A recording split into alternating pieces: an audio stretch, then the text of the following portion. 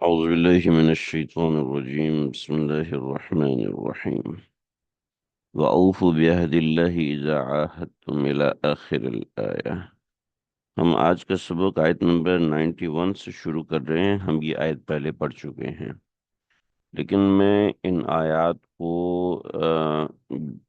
اچھے سے سمجھا نہیں سکا، بالکل اچھے سے نہیں سمجھا سکا۔ میں نے آگے چل کے دوبارہ اس کا مطالعہ کیا تو بہت سی چیزیں مجھے مزید سمجھ میں آئیں،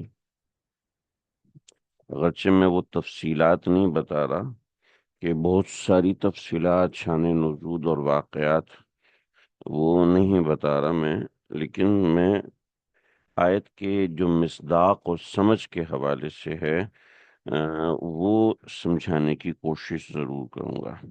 یعنی آیات کس حساب سے سبجیکٹو ہو رہی ہیں اور کس حساب سے یہ آیات اپنے آپ کو جسٹیفائی کر رہی ہیں۔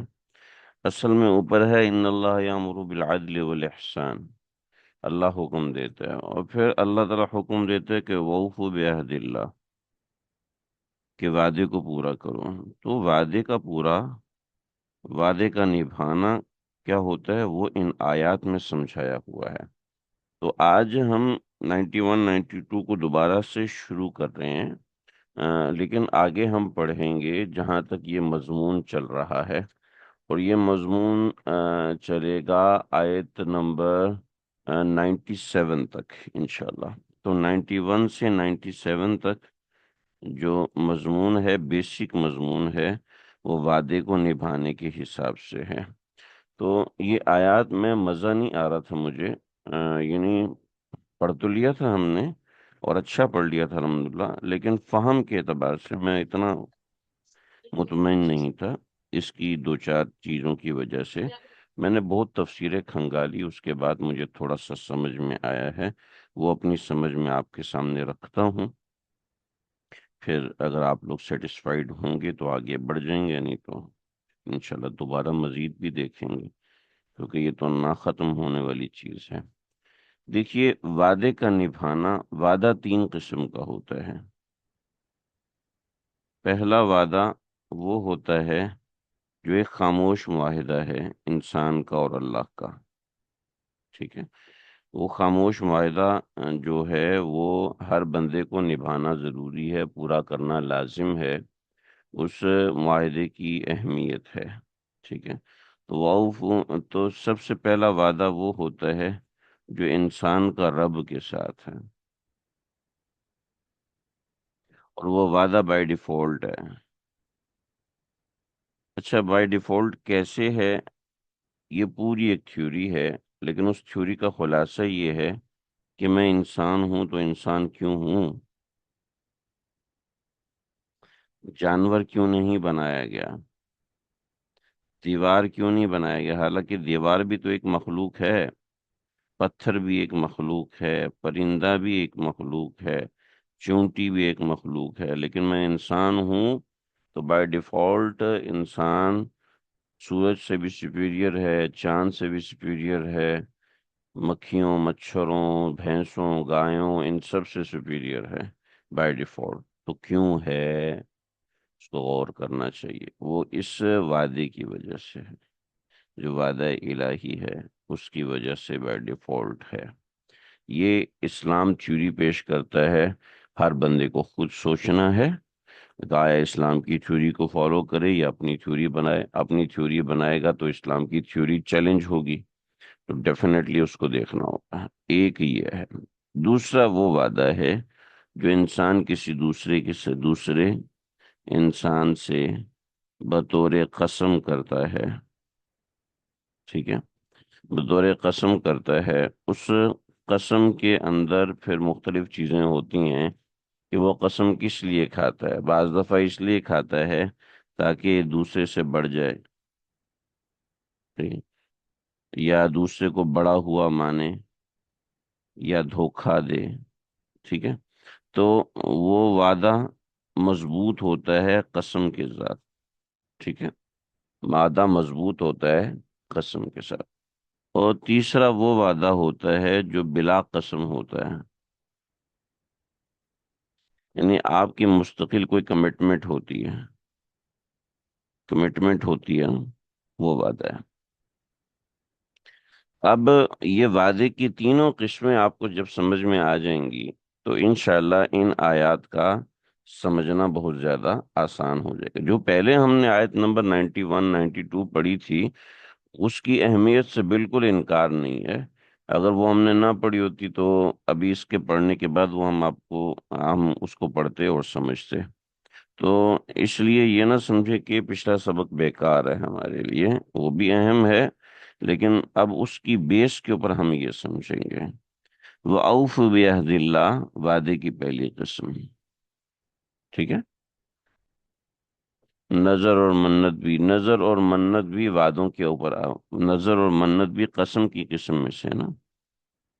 نظر منت یہ ایک درجے کی قسم ہے، ٹھیک ہے۔ اس کا نبھانا، اس کا پورا کرنا ضروری ہے، ٹھیک ہے۔ سمجھ میں آئے گی بات؟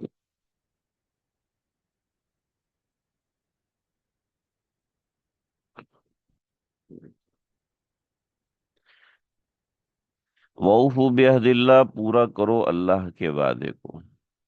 وَأَوْفُوا، پورا کرو، بِعَهْدِ اللَّهِ، اللہ کے وعدے کو، اذا عاہدتم، جب تم آپس میں وعدہ کرتے ہو۔ کیا مطلب ہے؟ یہ دوسری قسم، اذا عاہدتم، اوفوا بعہد اللہ میں پہلی بات آ جاتی ہے، اور اوفوا بعہد اللہ کو جب اذا کے ساتھ ملا دیتے ہیں تو وعدے کی دوسری قسم آ جاتی ہے، کہ جب تم اللہ کے وعدے، اللہ کا نام لے کے کوئی وعدہ کرتے ہو، اللہ کے نام لے کے جب وعدے کو پورا کرتے ہو تو پھر اس کو پورا کرو۔ وَلَا تَنقُضُوا الْأَيْمَانَ، اور اپنی قسموں کو مت توڑو، بعد توکیدہا، اس کے مضبوط کرنے کے بعد، ٹھیک ہے، اس کے پختہ کرنے کے بعد، ٹھیک ہے۔ تو یہ مقتضا، پہلا مقتضا ہے، دوسرا مقتضا ہے، اور تیسرا مقتضا ہے۔ تینوں مقتضا ہم نے پڑھے تھے۔ بعد توکیدہا، اس کے مضبوط کرنے کے بعد، وقد جعلتم اللہ علیکم کفیلا، اور تم اللہ تعالیٰ کو اس کے اوپر کفیل بنا چکے ہو، ضامن بنا چکے ہو۔ ان اللہ یعلم ما تفعلون، اور بے شک اللہ تعالیٰ جانتے ہیں جو کچھ تم کرتے ہو، یعنی جو وعدہ تم پورا کرتے ہو، جو وعدہ تم توڑتے ہو، اللہ تعالیٰ اس کو جانتے ہیں۔ یہ وعدہ کرتے وقت کیا نیت تھی اس وقت بھی اللہ تعالیٰ جانتے ہیں، اور جب وعدہ کیا اس وقت نیت تھی کہ وعدہ پورا کرے گا، نبھائے گا، قسم پوری کرے گا، نبھائے گا، اور بعد میں اس قسم کو توڑ دیا، وہ بھی اللہ تعالیٰ اس کو جانتے ہیں۔ کسی شخص نے کوئی وعدہ کیا اس نیت سے کہ اس کو پورا کرے گا، پھر بشری تقاضے کی وجہ سے اس وعدے کو نبھا نہ سکا، تو اس کا گناہ نہیں ہے۔ بعد میں جب اس نے اس کو نہ قضا کیا تو اس کو گناہ ہے۔ لیکن کسی نے قسم کھائی، اور قسم کھاتے وقت بھی یہی سوچ تھی کہ میں بس اس کو ٹال دوں، رخصت کروں، تو یہ ہے۔ ولا تنقصوا میں وعدہ کی تیسری قسم مراد نہیں ہے، یہ دوسری قسم ہی ہے، کیونکہ اذا عاہدتم وأوفوا بعہد اللہ اذا عاہد ولا تنقضوا الایمان بعد توکیدها، بعد توکید کا مطلب ہے کہ اس وعدے کو کی قسم کھائی تھی نا، قسم کھائی تھی۔ تیسری قسم تو وہ وعدہ ہے کہ جس میں قسم نہیں کھائی تھی، ٹھیک ہے جی۔ پھر آپ نے جو جو وعدہ کیا ہے، اللہ سے وعدہ کیا یا لوگوں سے وعدہ کیا تاکیدن، یا لوگوں سے وعدہ کیا بغیر تاکید کے؟ بغیر تاکید کے وعدہ کیا۔ ہمارا مسئلہ یہ ہے کہ ہم جب سمجھ لیتے ہیں کہ جی ہمارا کچھ جگہ بن گئی ہے، تو جب ہم وعدہ خلافی کرتے ہیں تو ہمیں قطعاً اس بات کی ضرورت محسوس نہیں ہوتی کہ ہم سامنے والے سے معذرت کریں۔ آپ مجھے فلاں وقت فون کر لیں، اس بندے نے فلاں وقت میں فون کیا اور آپ نے نہیں اٹھایا، تو ہمارا کوئی معذرت خواہانہ لہجہ نہیں ہوتا، بلکہ اکڑے ہوئے ہوتے ہیں۔ تو کیا ہوا، میں مصروف تھا نا، سامنے والے کو سمجھنا چاہیے تھا نا۔ جب آپ نے وعدہ کیا تو آپ اس کو نبھائیے، اس سے معذرت کیجیے، معذرت کا پیغام دیجیے، وغیرہ وغیرہ۔ تو یہ انسانی ایک اقدار ہوتے ہیں، ویلیوز ہوتی ہیں جو انسان نہیں بناتا، بنانی چاہیے۔ پھر جو بندہ کوئی بات کہے اور اس بات کو ہی اپنی ہی اس بات کو بیکار کر دے، نہیں کسی بندے نے کسی بھی قسم کا وعدہ کیا تینوں قسم کے وعدوں میں سے، اور پھر اپنے ہی وعدے کو اس نے بیکار کر دیا۔ بطور مثال ایک جگہ پر لکھا ہوا ہے، ڈاکٹر نے خود لکھ کے لگایا ہے نو اسموکنگ، ٹھیک ہے، اور خود اس کی جگہ پہ سگریٹ پی رہا ہے، یعنی اپنی کہی ہوئی بات کو ہی آپ نے ویلیو نہیں دی، اپنی کہی ہوئی بات کو ویٹیج نہیں دیا، تو دوسرا کیوں دے گا بھئی آپ کو؟ تو اس کا ریتا بنت سعید کا ایک قصہ بتایا، وَلَا تَكُونُوا كَالَّتِي نَقَضَتْ غَزْلَهَا، مت ہو جاؤ اس عورت کی طرح کہ مت ہو جاؤ اس عورت کی طرح نقضت غزلہا من بعد قوہ، جو اپنے سوت کو توڑ دیتی تھی، من بعد قوہ، بعد بڑی محنت اور کوشش کے، انکاسن، ریزہ ریزہ کر دے، ٹکڑے ٹکڑے کر دیتی، اپنا سوت مضبوط کاٹنے کے بعد ٹکڑے ٹکڑے کر دیتے تھے، تفصیل ہم پڑھ چکے ہیں۔ اصل میں یہ بیچاری ایک دیوانی عورت تھی، نبی علیہ الصلوۃ والسلام کی خدمت اقدس میں حاضر ہوئی کہ یا رسول اللہ میرے اوپر جنون رہتا ہے، میرے لیے دعا فرما دیں۔ تو اللہ کے نبی تھے نا، ہماری طرح کے کوئی انسان تھوڑی تھے، فرمانے لگے کہ بتاؤ کہ تمہیں شفا چاہیے یا پھر اسی حالت میں صبر کرو گی اور اللہ کے ہاں بڑا اونچا مقام لوگی؟ تو واپس چلے گی، کہنے لگی میں صبر سے اونچا مقام لوگی، مجھے دنیا میں شفا نہیں چاہیے۔ ہم ہوتے تو کہتے نا یا رسول اللہ دونوں ہی دے دیں، لیکن وہ بادب لوگ تھے، بڑے بادب لوگ تھے، اور ان کے سامنے آ گیا جب اللہ کے نبی نے دو میں سے ایک آپشن رکھا ہے، تو اب دونوں کا مانگنا مناسب نہیں، بے ادبی ہے۔ کیا عجیب بات ہے! اس کو ایک چھوٹی سی مثال سے سمجھیں۔ میں آپ کے گھر آتا ہوں، آپ کہتے ہیں چائے پئیں گے یا کولڈ ڈرنک لیں گے، تو میں کہوں جی جب تک چائے بن رہی ہے نا تو اتنی دیر تک کولڈ ڈرنک لیں، دونوں پی لیں گے، تو اب برا لگے گا، وہ یہ کیا بھوکا انسان آ گیا ہے، ایک ایسا انسان ہے اس کو تمیز نہیں ہے، ٹھیک ہے؟ تو حالانکہ سو سو دو سو کی کولڈ ڈرنک کوئی اتنی معنی اور حیثیت نہیں رکھتی، مگر ایک بے ادبی ہے۔ تو بڑوں کے سامنے جب انسان، چھوٹوں کو تو چلو کہہ دیتا ہے لیکن بڑوں کے سامنے اس طرح کی باتیں نہیں ہوتی۔ خیر یہ آئیں اور اللہ کے نبی کی خدمت آئیں آپ نے، تو یہ ایسی تھی، تو اللہ رب العزت نے ان کی مثال، وہ ایسا کرتی تھی کہ سود کھاتی تھی پورا دن اور پھر رات کو سود کو بیکار کر دیتی تھی۔ تو جس طریقے سے یہ اپنی کیے ہوئے کام کو ضائع کرتی ہے، ایسے ہی جب تم کوئی بات کہو تو اس کے تم ذمہ دار ہو، لہذا اپنی بات کو کی ذمہ داری اٹھاؤ، اس کو ذریعہ فساد نہ بناؤ۔ تو تتخذون ایمانکم، کہ تم ایسا، ولا تکونوا تم ایسا مت بنو، یعنی ولا تکونوا کلتی، تم ایسے مت بنو جیسے وہ عورت بنتی ہے، یعنی ولا تکونوا کہ تم ایسے مت ہو جاؤ کہ کیا کرو،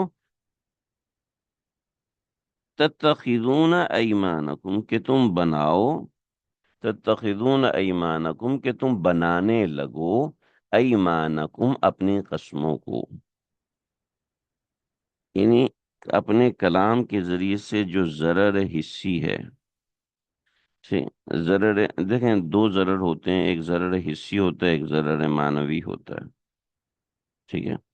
آپ اپنے ہی وعدے میں جب جھوٹے ثابت ہوتے ہو تو دونوں قسم کے ضرر حاصل ہوتے ہیں، ضرر حصی اور ضرر معنوی۔ ضرر حصی یعنی ایسا ضرر جو کہ نظر آئے، آپ کو سامنے نظر آتا ہے، وہ ضرر حصی ہے، اور ضرر معنوی جو کہ فیوچرسٹک ہے، فیوچرسٹک ضرر ہے۔ عافیت مانگنی چاہیے نا اللہ سے، ہاں، یہ تو آفر آئی ہے نا ان کے سامنے، تو جب آفر آئی ہے تو پھر آفر میں تو ظاہر بات ہے وہاں بے ادبی نہیں کر سکتے۔ تو دیکھیے، دو ضرر ہوتے ہیں، ضرر حصی یعنی فوری ضرر بھی ہوتا ہے، اور فیوچرسٹک ضرر بھی ہوتا ہے۔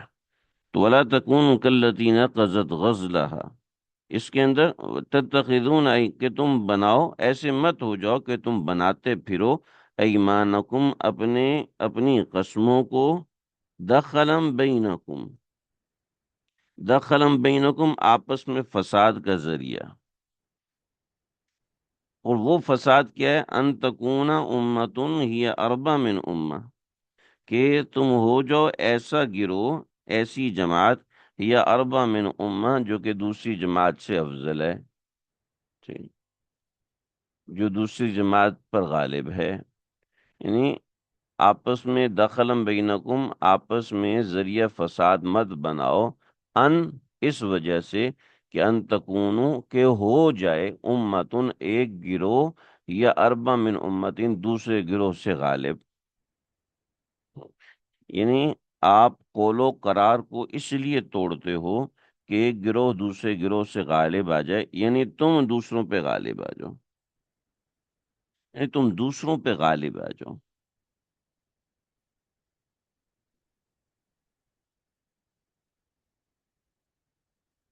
تم دوسروں سے اونچے ہو جاؤ۔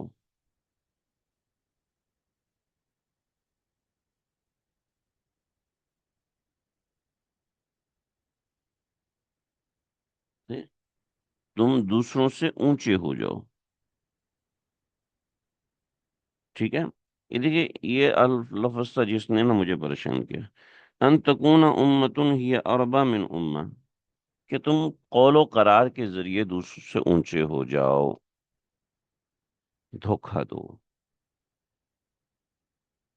دھوکہ دے کے اپنی کمٹمنٹ خراب کرو، کمٹمنٹ خراب کر کے آپ جو ہے وہ دوسروں سے کچھ مال کما لو، دھوکہ دیں، جھوٹ بولیں، اور جھوٹ بول کے مال کما لیں، یعنی اس کا پیسہ آپ کے پاس آ جائے، اربع من امہ، کہ ایک ایک گروہ دوسرے گروہ پر غالب آ جائے، ٹھیک ہے۔ یعنی آپ کسی کو کمٹمنٹ کرتے ہیں کہ سر یہ جو بیٹری ہے یہ 6 منتھ وارنٹی والی ہے، 6 منتھ وارنٹی والی ہے، ٹھیک ہے، اور 6 منتھ وارنٹی کی بیٹری ہے یہ، تو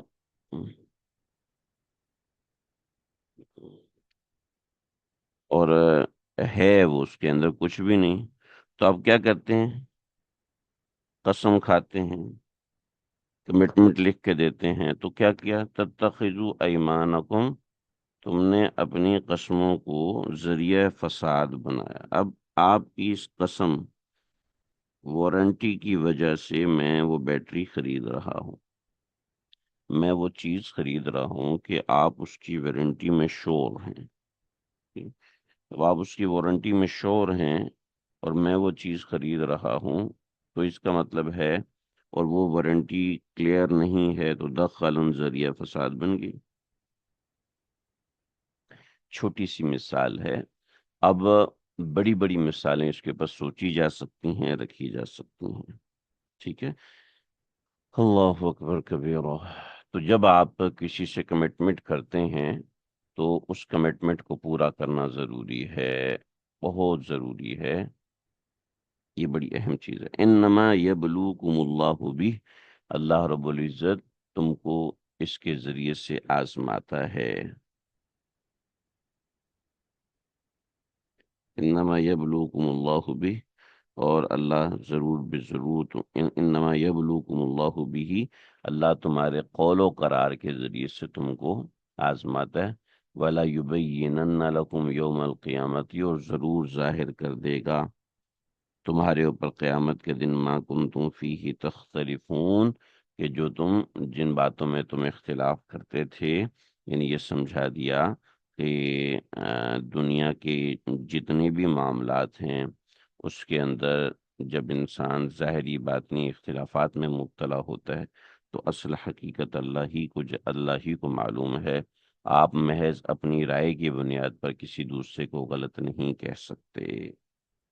آپ کہہ سکتے ہیں کہ میں آپ سے اختلاف رکھتا ہوں، لیکن آپ کسی کو غلط کہیں یہ آپ کو روا نہیں ہوتا، یہ آپ کو اجازت نہیں ہے۔ جب آپ آپس میں اختلافات کرتے ہیں قول و قرار کے اندر، تو اللہ رب العزت اس کے حوالے سے فرما رہے ہیں وَلَوْ شَاءَ اللَّهُ لَجَعَلَكُمْ أُمَّةً وَاحِدَةً، اگر اللہ چاہتے تو تم سب کو ایک امت بنا دیتے، وَلَكِنْ يُضِلُّ مَن يَشَاءُ، لیکن اللہ تعالیٰ گمراہ فرماتے ہیں جس کو چاہتے ہیں، وَيَهْدِي مَن يَشَاءُ، اور ہدایت دیتے ہیں جس کو چاہتے ہیں، اور وَلَتُسْأَلُنَّ عَمَّا كُنتُمْ تَعْمَلُونَ، تم ضرور پوچھے جاؤ گے ان اعمال کے بارے میں جن کو تم کرتے ہو۔ آیت بڑی زبردست ہے، سمجھیں گے اس کو انشاءاللہ اور سیکھنے کی کوشش کریں گے اللہ اس میں کیا فرمانا چاہتے ہیں۔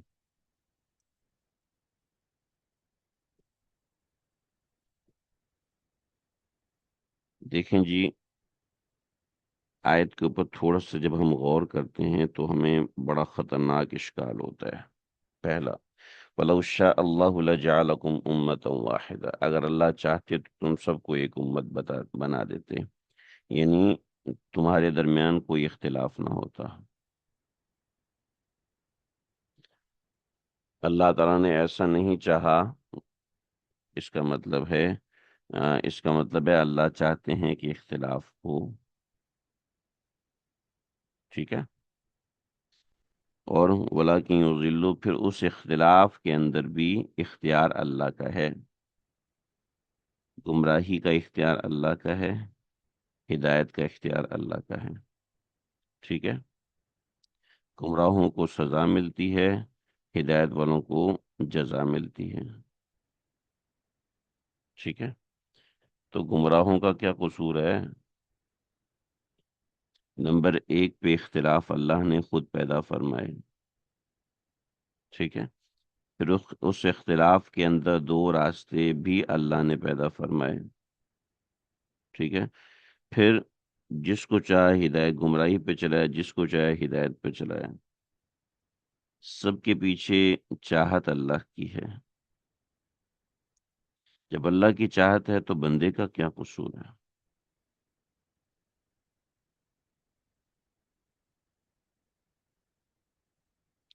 ہاں جی، کوئی ہے جو اس کا جواب دے؟ میں آپ لوگوں کو 3 منٹ کا ٹائم دے رہا ہوں۔ 9:42 پہ آپ کا ٹائم شروع ہوگا، 3 منٹ کا وقت ہے، آپ لوگ لکھیے کہ کیا اس کا جواب ہو سکتا ہے۔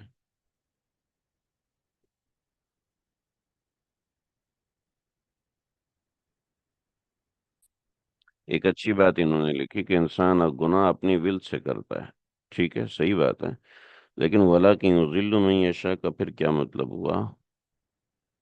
اللہ سامنے اختیار رکھتے ہیں، جو گمراہی کو طلب کرے گا اسے وہ ملے گی، جو ہدایت کو طلب کرے گا اسے وہ ملے گی، یعنی جس کی جو طلب ہوگی وہی پائے گا، ٹھیک ہے۔ اس آیت کی تو برخلاف آپ بول رہے ہیں، اس آیت کے ظاہر کے بالکل خلاف بول رہے ہیں آپ۔ یہاں تو اللہ نے انسان کے سامنے اختیار رکھا ہے، اس آیت میں تو کچھ نہیں ہے ایسا۔ جس طرح ہاں وہ ٹھیک ہے، وہ دوسری آیات سے مطلب نکلتا ہے، اس آیت سے کیا مطلب نکال رہے ہیں آپ؟ جی، جس کے دل میں ہدایت کا نور ہے وہ ہدایت پر رہتا ہے، بالکل صحیح ہے، لیکن اس آیت کا کیا مطلب ہوا؟ آپ کی باتیں صحیح ہیں لیکن آیت کا جواب نہیں ہے۔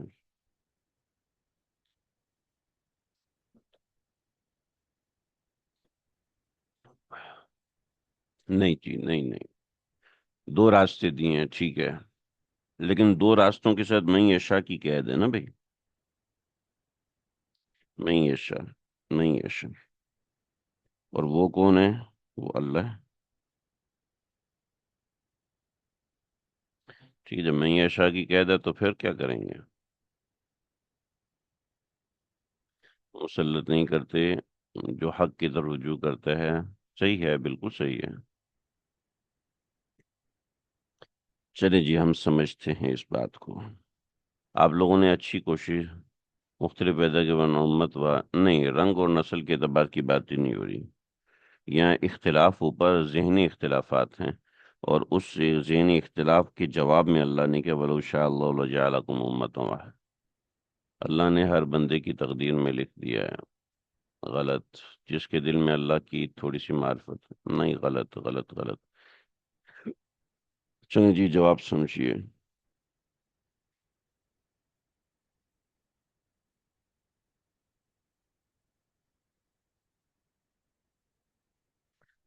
خالق ہدایت و رشد اور خالق ضلالت و اضلال. میں بھاری جملے لکھ دیے. خالق ہدایت اور خالق ضلال، یہ دونوں اللہ ہیں. ٹھیک ہے. خالق گمراہی، ٹھیک ہے، یہ اللہ ہے. جو شخص ہدایت پر آتا ہے تو ایسا نہیں ہے کہ وہ اللہ سے بڑھ جاتا ہے، اور جو شخص گمراہی میں آتا ہے ایسا نہیں ہے کہ وہ اللہ سے بڑھ جاتا ہے. وہ سرکش ہوتا ہے دنیاوی اعتبار سے. ایسا نہیں ہے کہ وہ اللہ کے ڈومیننس سے نکل جاتا ہے. ٹھیک ہے. اور جو ہدایت میں بڑھ جاتا ہے ایسا نہیں ہے کہ وہ اللہ کی ڈومیننسی سے نکل جاتا ہے، اللہ کی قدرت سے نکل جاتا ہے، اللہ کے غلبے سے نکل جاتا ہے. ایسا نہیں ہے، بلکہ وہ اللہ کی دیے ہوئے راستے، جو ایک راستہ ہدایت ہے، ایک راستہ گمراہی ہے، یہ اللہ کا بنایا ہوا راستہ ہے. ٹھیک ہے. وہ اگر چلے گا تو اللہ کی مرضی سے چلے گا. ایسا نہیں ہے کہ اللہ کی مرضی تو اس کے اوپر ہدایت کی تھی، مگر اس نے ایسی سرکشی کی کہ اللہ مجبور ہو گئے کہ اس کو زبردستی گمراہی میں چلایا. جو گمراہی میں چل رہا ہے یشاء کے ساتھ چل رہا ہے، اللہ کی مشیت کے ساتھ چل رہا ہے. ٹھیک ہے. اللہ کی مشیت کے ساتھ چل رہا ہے. ایسا نہیں تھا کہ اللہ نے اس کے لیے ہدایت لکھی تھی، مگر کسی کی بد دعا لگی تو وہ غلطی سے ہدایت کی بجائے گمراہی پہ چل پڑا. اور اسی طریقے سے کوئی شخص، کوئی ایسا تھا کہ اللہ کے کاغذات میں تو لکھا یہ فرعون ہے، مگر اس کو کوئی ایسی دعا لگی کہ غلطی سے وہ ہدایت کے راستے پہ چل پڑا. نہیں، یہ مطلب نہیں، یہ مطلب ہے. ٹھیک ہے جی. جی، وہ بات صحیح ہے. جب انسان کوئی خود اپنے ارادے سے گمراہی کا راستہ اختیار کرنا چاہتا ہے تو اللہ کے قانون مشیت کے تحت اللہ اسے راستے پہ چلنے دیتا ہے. بالکل صحیح بات کی آپ نے، ماشاء اللہ، بالکل صحیح بات کی. جی ہاں. تو یہ چیز ہے. وَلَوْ شَاءَ اللَّهُ لَجَعَلَكُمْ أُمَّةً وَاحِدَةً. اگر اللہ چاہتے تو تم سب کو ایک امت بناتے. تم نے اپنی فری ول کو یوز کیا اور گمراہی اختیار کی، تو وہ ذہن میں رکھنا وہ اللہ کی مشیت کے تحت ہے. اور تم نے اپنی فری ول کو استعمال کیا اور گمراہی اختیار کی تو وہ اللہ کی مشیت کے تحت ہے. ایسا نہیں ہے کہ تم نے اللہ کے اوپر کوئی زبردستی کی. اللہ کی قدرت کے اوپر کوئی انسان ڈومیننس نہیں کر سکتا. اللہ کے غلبے کے اوپر کوئی انسان ڈومیننسی نہیں دکھا سکتا. ٹھیک ہے. بات سمجھ میں آئی؟ اشکال سمجھ میں آیا؟ اس کا جواب سمجھ میں آیا؟ وہ تو اللہ کے علم میں تھا. یہاں پہ ہم مشیت کی بات کر رہے ہیں، میں یشاء کی بات کر رہے ہیں. ٹھیک ہے. یعنی کوئی انسان ایسا نہیں ہے جو اللہ کی مشیت کو چیلنج کر سکے. بھی کسی کو نہ سمجھ میں آئے تو پھر پوچھ لیں، ہم پھر اس کو بتا دیں گے. بات بڑی اہم ہے اور اس کو آپ سمجھیے. یہ چیزیں آپ کے پاس ہونی چاہیے جس سے پتہ چلے گا کہ واقعتاً آپ نے قرآن پڑھا ہے.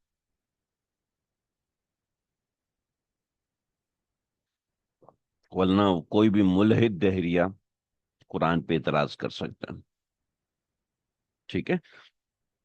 کہ اللہ نے تو انسان کو مجبور محض بنا دیا ہے. تو یہاں پہ جبر کا ذکر نہیں ہے. یہاں جبر اور اکراہ کا ذکر نہیں ہے کہ اللہ نے انسان کے اوپر جبر کیا، جیسا کہ ایک فرقہ جبریہ بنا اور اس نے کہا کہ انسان کے اختیار میں کچھ بھی نہیں ہے، انسان کے اختیار میں کچھ بھی نہیں ہے۔ بھئی ایک دفعہ پھر تو سمجھا دیا، اس کی ریکارڈنگ سن لیجئے گا، میں آگے وضاحت کر دیتا ہوں مزید۔ کوئی اشکال ہو تو وہ بتا دیجئے گا، ٹھیک ہے؟ تو ایک فرقہ جبریہ نکلا تھا، وہ کہتے ہیں انسان مجبور محض ہے، کوئی گناہ کرتا ہے تو انسان کا قصور نہیں ہے، کوئی نیکی کرتا ہے تو انسان کا کوئی کمال نہیں ہے، ٹھیک ہے؟ کیونکہ انسان دنیا میں مجبور محض ہے، محض ایک مجبور ہے، لہذا اس کا اس میں کوئی اختیار نہیں ہے۔ تو ایسا بھی نہیں ہے، ہر ایک پر غالب ہے، بے شک وہ گمراہ ہو یا ہدایت، مرضی صرف اللہ کی۔ جی ہاں، جی ہاں، بالکل صحیح۔ یعنی کوئی شخص ہدایت کا راستہ اپناتا ہے تو وہ اللہ کی مشیت کے ماتحت ہے، کوئی شخص گمراہی کا راستہ اپناتا ہے وہ اللہ کی مشیت کے ماتحت ہے۔ چلیں تھوڑا سا میں مزید اس کو سمجھاؤں، تھوڑا سا مزید اس کو دیکھیے۔ ایک انسان نے گناہ کیا، ایک انسان نے چوری کی، ایک انسان نے قتل کیا، سب بڑے بڑے گناہ ہیں، ٹھیک ہے؟ تو یہ جو گناہ کیے، یہ جو چوری کی، یہ ایسا نہیں ہے، ظاہر بات ہے اس نے سرکشی میں کی، سرکشی میں کی اس نے یہ گناہ، یہ چوری اور یہ قتل اس نے سرکشی سے کی، مگر یہ اللہ کی مشیت سے باہر نہیں ہے۔ اہل کفر آپ سے سوال یہ کریں گے کہ ایک بندے نے کسی بچی کا ریپ کر دیا، ایک بندے نے کسی بچے کو قتل کر دیا، ایک بندے نے کسی کے کروڑوں روپے چوری کر لیے، یہ اللہ کی مرضی سے کیا، اللہ کی مرضی کے خلاف کیا، ٹھیک ہے؟ یہ سوال بنتا ہے، اللہ کی مرضی سے کیا یا اللہ کی مرضی کے خلاف کیا؟ تو وہاں پر ہم کہیں گے کہ دیکھو، مرضی دو طرح کی ہے۔ ایک مرضی ہے کہ میرا بیٹا پیسہ کمائے، ٹھیک ہے؟ ایک مرضی ہے میرا بیٹا پیسہ کمائے، اور دوسری مرضی ہے کہ میرا بیٹا پیسہ ڈاکٹر بن کے کمائے، ٹھیک ہے؟ لیکن وہ پیسہ کماتا ہے، مگر مگر وہ تجارت کر کے کماتا ہے، ٹھیک ہے؟ اس میں نا میرا کوئی بس نہیں ہے کہ وہ پیسہ تجارت کر کے کمائے یا ڈاکٹر بن کے کمائے، ٹھیک ہے؟ کیونکہ میرے پاس اس کا اختیار نہیں۔ اللہ نے میں نے اس کو کچھ بھی نہیں دیا، لیکن اللہ نے انسان کو اختیار دیا، ول دی، اور اس ول کو اس نے استعمال کیا، اور استعمال کر کے حرام کیا اور حلال کیا۔ تو یہ ول اللہ کی دی ہوئی ہے، تو ہم اس کا جواب دیں گے اللہ نے جو مرضی انسان کو دی، اس مرضی سے انسان نے وہ گناہ کیا۔ اللہ نے جو مرضی، اللہ نے جو طاقت انسان کو دی، اس طاقت سے اس نے گناہ کیا۔ اس طاقت کو اللہ چاہتے تو چھین لیتے، اس بنا پر اللہ کی مشیت اس میں شامل ہے۔ اور اگر یہ کہیں کہ اللہ اس کے اس گناہ پر راضی ہے تو یہ بات غلط ہے، سمجھ؟ اللہ کی رضا اور ہے، ٹھیک ہے؟ اللہ کا راضی ہونا اور ہے، اور اللہ کی اجازت ہونا یہ اور ہے، ٹھیک ہے؟ تو مرضی میں ایک چیز ہے مشیت، اجازت، اور ایک ہے راضی ہونا، ٹھیک ہے؟ تو اختیار، ٹھیک ہے؟ تو یہاں میں یشاء سے یہ مراد ہے، اختیار مراد ہے، رضا مراد نہیں، ٹھیک ہے جی؟ تو جس طرح جادو ہوتا ہے تو اس میں اللہ کی مشیت شامل ہوتی ہے، کسی کا انتقال ہوا اس میں اللہ کی مشیت شامل ہوتی ہے، کسی کا قتل ہوا، اس میں اللہ کی مشیت شامل ہوتی ہے، کوئی اللہ کی مشیت کے بغیر کسی کی زندگی ختم نہیں کر سکتا۔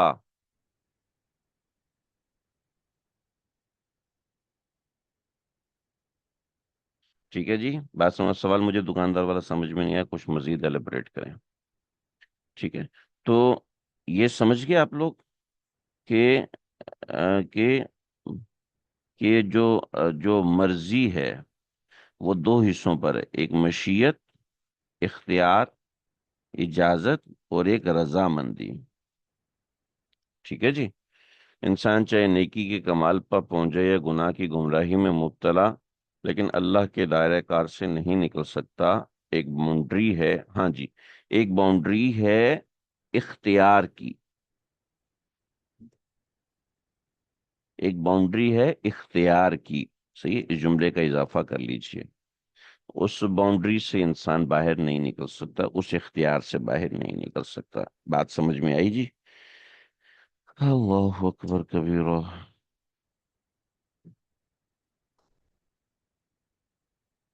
مشیت تو ہوتی ہے لیکن اسے پسند نہیں فرماتے، جیسے میں نے بتایا کہ ابا کی مشیت تو ہے یہ بچہ پیسہ کمائے، مگر ڈاکٹر بن کے کمائے، مگر وہ ڈاکٹر بن کے نہیں کما رہا بلکہ وہ تاجر بن کے کما رہا ہے، تو ظاہر بات ہے اس میں ابا کا کوئی اختیار نہیں، مگر اللہ کی مرضی اس میں قطعی طور پر شامل ہے۔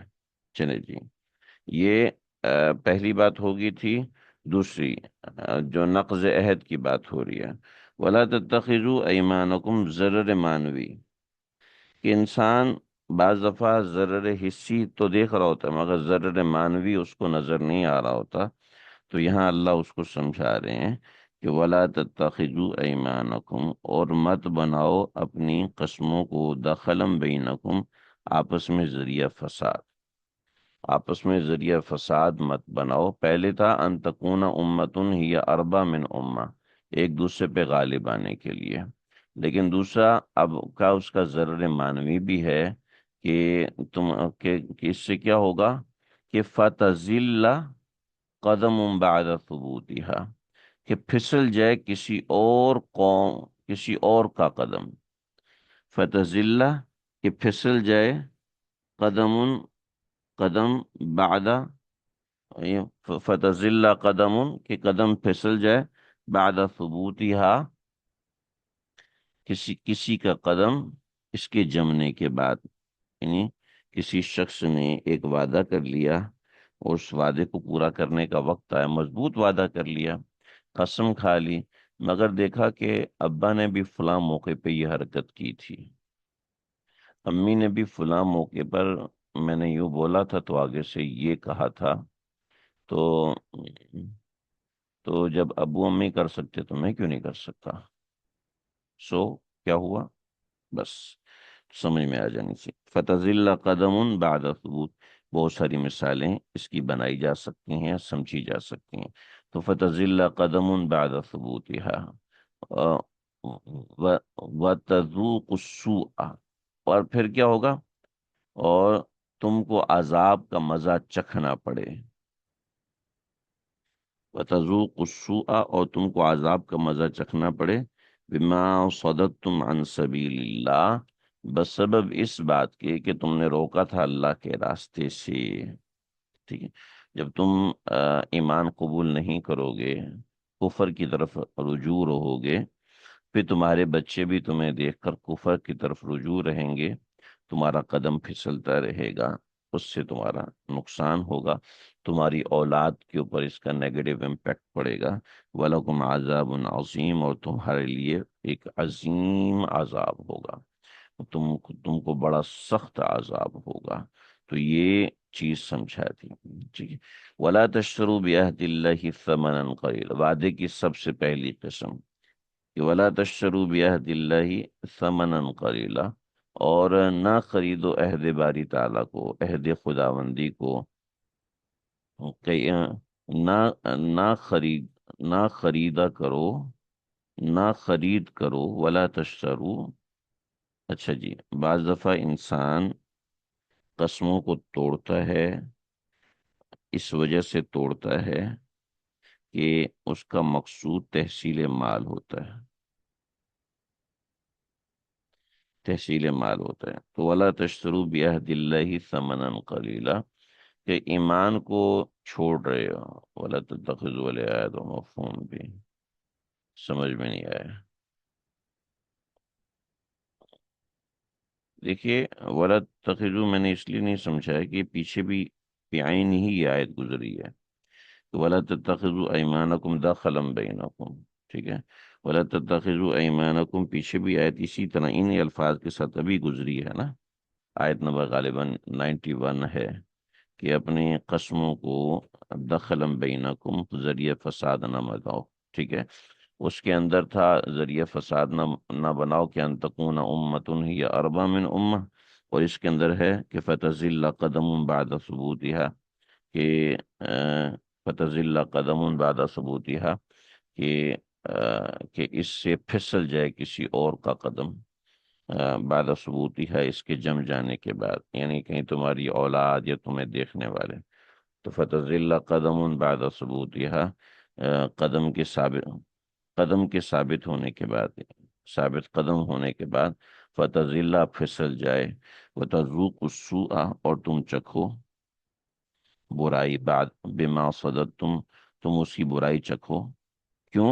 بما صددتم عن سبیل اللہ، اس لیے کہ تم نے روکا تھا، اس لیے کہ تم نے روکا تھا اللہ کے راستے سے، یعنی جب اللہ کا وعدہ تم نے توڑا، جب اللہ کا وعدہ توڑا تو اس کے نتیجے میں تم نے اللہ کے راستے سے لوگوں کو روکا، اور جب لوگوں نے دیکھا کہ اللہ کے راستے سے روکنے کی وجہ سے تمہیں بھی کچھ نہیں ہوا، تو ظاہری بات ہے وہ بھی دین سے رکے تمہاری وجہ سے، تو ایسا نہ ہو کہ تمہیں اس کا نقصان ہو، تو یہی سمجھایا، وَتَذُوقُوا السُّوءَ بِمَا صَدَدتُّمْ عَنْ سَبِيلِ اللَّهِ، ٹھیک ہے، تو یعنی معنوی ضرر ہے، نقض عہد کا معنوی ضرر ہے، پہلا حصی ضرر تھا کہ تم غالب آنا چاہتے تھے، اور دوسرا معنوی ضرر ہے فتزل قدم بعد ثبوت، یا پاؤں کا پھسلنا، پاؤں کا پھسلنا یہ کوئی ظاہری چیز تو نہیں، بلکہ یہ معنوی چیز ہے، حصی چیز نہیں ہے، یعنی پاؤں کا پھسلنا، تو بھئی پاؤں میں پھسل کے گرا، وہ حصی چیز وہ ہے، لیکن محاورے میں فتزل قدم پاؤں کا پھسلنے کا مطلب کیا ہوتا ہے وہ آپ اور میں جانتے ہیں، ٹھیک ہے، تو یہ مطلب ہے، تو ایسا کر کے یعنی وعدے کو توڑ کر تم یہ نہ کرو کہ ولا تشتروا بعہد اللہ ثمنا قلیلا، کہ تم اللہ کے وعدے کو تھوڑے سے پیسوں کے عوض میں مت خریدو، اللہ کے وعدے کو، عہد باری تعالیٰ کے عوض تھوڑی سی قیمت مت لو، یعنی کفر اس لیے کر رہے ہو کہ کفر میں بڑی ٹھاٹ پھاٹ ہے، بڑا پیسہ ہے، بڑا مال و دولت جاہ و جلال ہے، جب انسان کافر ہو جائے گا تو اس کے اوپر اسلام کے نام کی کوئی بھی پابندی نہیں رہے گی، کوئی بھی اس کے سر پر ذمہ داری نہیں رہے گی، تو یہ ہے انما عند اللہ هو خیر لکم، یہ جو ایمان ہے، یہ جو اللہ نے تم سے وعدہ کیا ہوا ہے، وہ خیر لکم ان کنتم، یہ تمہارے لیے بہتر ہے اگر تم جانو، اور تم جو مال کی وجہ سے ایمان کو چھوڑ رہے ہو، مال کی وجہ سے بےایمانی کر رہے ہو، مال کمانے کے لیے حرام کاری کر رہے ہو، جو کہ ہمارے معاشرے میں ہو چکا ہے، ہوتا ہے، اور کروڑوں لوگ اس میں مبتلا ہیں کہ مال کی وجہ سے بے ایمانی کرتے ہیں، تحصیل مال کی وجہ سے اللہ کا وعدہ چھوڑ دیتے ہیں، توڑ دیتے ہیں، مال کو حاصل کرنے کے لیے، مال کو حاصل کرنے کے لیے اللہ کی جتنی بڑی نافرمانی ہو وہ کر دیتے ہیں، تو اللہ کہہ رہے ہیں انما عند اللہ هو خیر لکم، بے شک جو اللہ نے تمہارے پاس، تمہارے لیے مال اللہ کے پاس موجود ہے وہ تمہارے لیے بہتر ہے، نہ یہ کہ تم مال کی وجہ سے اپنے ایمان کو بیچ دو، کہ یہ ترغیب ایفاء عہد ہے، کہ اللہ سے کیے ہوئے وعدے کو پورا کرو جی، آ، آ، مال اور پاور ایک ہی چیز ہے، ٹھیک ہے، مال اور پاور ایک ہی چیز ہے، ذرا بات پاور اس لیے حاصل کی جاتی ہے کہ اس سے مال کمایا جائے، ما عندکم ینفد، تو اللہ فرما رہے ہیں کہ دیکھو، ما عندکم جو کچھ تمہارے پاس ہے، ینفد وہ وہ آ، ختم ہونے والا ہے، وہ ختم ہو جائے گا۔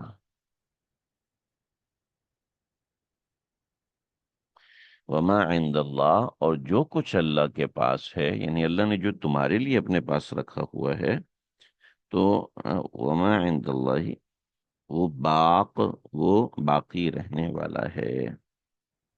تو وَلَنَجْزِيَنَّ الَّذِينَ صَبَرُوا، پس ہم ضرور بے ضرور اجر دیں گے ان لوگوں کو، صبروا جنہوں نے صبر کیا۔ کون سا اجر دیں گے؟ اجرہم، ان کا جو اجر ہوگا، بِأَحْسَنِ، وہ بہت اچھا ہوگا، بہترین ہوگا، ما کانوا یعملون، بہترین کاموں، ولا نجزین کیا ہے؟ ولا نجزین الذین صبروا، اور ہم ضرور دیں گے ان کو، الذین صبروا جو ثابت قدم رہے، اجرہم ان کا اجر، بِأَحْسَنِ، بعوض ان بہترین کاموں کے ہوگا، ما کانوا یعملون جو وہ کرتے تھے۔ تو اجرہم بِأَحْسَنِ، ان کا جو اجر ہوگا آ، آ، با عوض ہوگا، وہ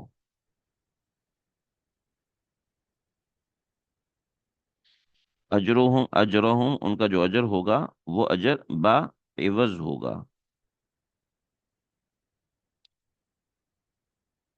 بِأَحْسَنِ ان اچھے کاموں کا،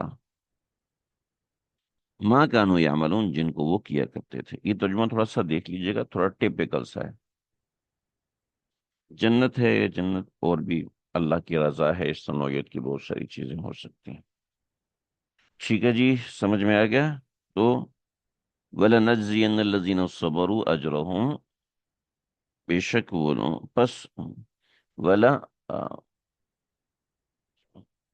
البتہ ضرور دیں گے، ولا نجزینہم، اور ضرور دیں گے، ضرور اور ضرور بھی ضرور دیں گے، یا یہ کہہ دیں البتہ ضرور دیں گے۔ ٹھیک ہے بھئی، جس کو دوسری مرتبہ ترجمہ سمجھنا ہو وہ دوسری دفعہ بتا دیا کریں، نہیں میرے ذہن میں کیا آیا تھا، تو دوسری دفعہ بھی سمجھنا ہو تو بھی بتا دوں گا، بلکہ سے ریکارڈنگ میں تیسری دفعہ سن لیں۔ تو بِأَحْسَنِ مَا كَانُوا يَعْمَلُونَ الَّذِينَ صَبَرُوا أَجْرَهُمْ تو ضرور بھی ضرور دیں گے، الذین ان لوگوں کو، صبروا جنہوں نے صبر کیا، اجرہم ان کا اجر، بِأَحْسَنِ جو کہ عوض ہوگا ان کے اچھے کاموں کا، ما كانوا يعملون جو وہ کیا کرتے تھے۔ ٹھیک ہے، اصل میں بِأَحْسَنِ کے اندر پورا ترجمہ نہیں آتا ان اچھے کاموں کا، بِأَحْسَنِ مَا كانوا، وہ ان کے اچھے کاموں کا جو وہ کیا کرتے تھے، یعملون جو وہ کیا کرتے ہیں۔ تو یہ ترجمہ ملا کے بنتا ہے بِأَحْسَنِ مَا كَانُوا يَعْمَلُونَ کا۔ ٹھیک ہے، ترجمے کی ایک ٹرک سائنس ہوتی ہے، وہ سائنس سمجھ میں آ جاتی ہے تو پھر وہ چیز زیادہ فائدہ فائدہ فائدہ اچھے طریقے سے واضح ہوتی ہے۔ اللہ اکبر، اللہ، اور پھر آگے ایک چیز سمجھا دی اللہ رب العزت نے، کہ دیکھو ایسا نہیں ہے کہ کہ یہ ان لوگوں کا ہے معاملہ، کوئی گزرے ہوئے لوگوں کا معاملہ ہے، بلکہ یہ کلیئر بات ہے کہ من عامل صالحا، جو بھی اچھے کام کرتا ہے، من ذکر او انسا، مذکر ہو یا مؤنث ہو، مرد ہو یا عورت ہو، لیکن شرط ہے وہ ہوا مؤمن، وہ مومن ہونا چاہیے، شرط ایمان ہے۔ ٹھیک ہے، وہ صاحب ایمان ہو، تو فَلَنُحْيِيَنَّهُ حَيَاةٌ طَيِّبَةٌ، یقیناً ہم زندگی دیں گے اس کو، پاکیزہ زندگی، فَلَنُحْيِيَنَّهُ، پس ہم اس کو ضرور بھی ضرور دیں گے، حیاتن طیبہ، پاکیزہ زندگی، ہم اسے ایک پاکیزہ زندگی دیں گے، وَلَنَجْزِيَنَّهُمْ، اور ہم ضرور بھی ضرور اس کو دیں گے، اجرہم ان کا اجر، کون سا اجر؟ بِأَحْسَنِ جو کہ عوض ہوگا ان اچھے کاموں کا جو وہ کیا کرتے تھے۔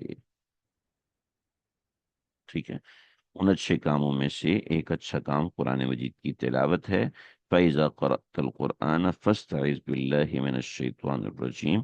اس سے آگے کا بیان ہے، انشاءاللہ آگے پڑھیں گے۔ آج کا سبق یہیں تک ہے۔ کوئی سوال پوچھنا ہو، کوئی ترجمہ پوچھنا ہو تو بھی پوچھ سکتے ہیں۔ وصلی اللہ تعالی علی خیر خلقہ محمد وآلہ صحبہ اجمعین۔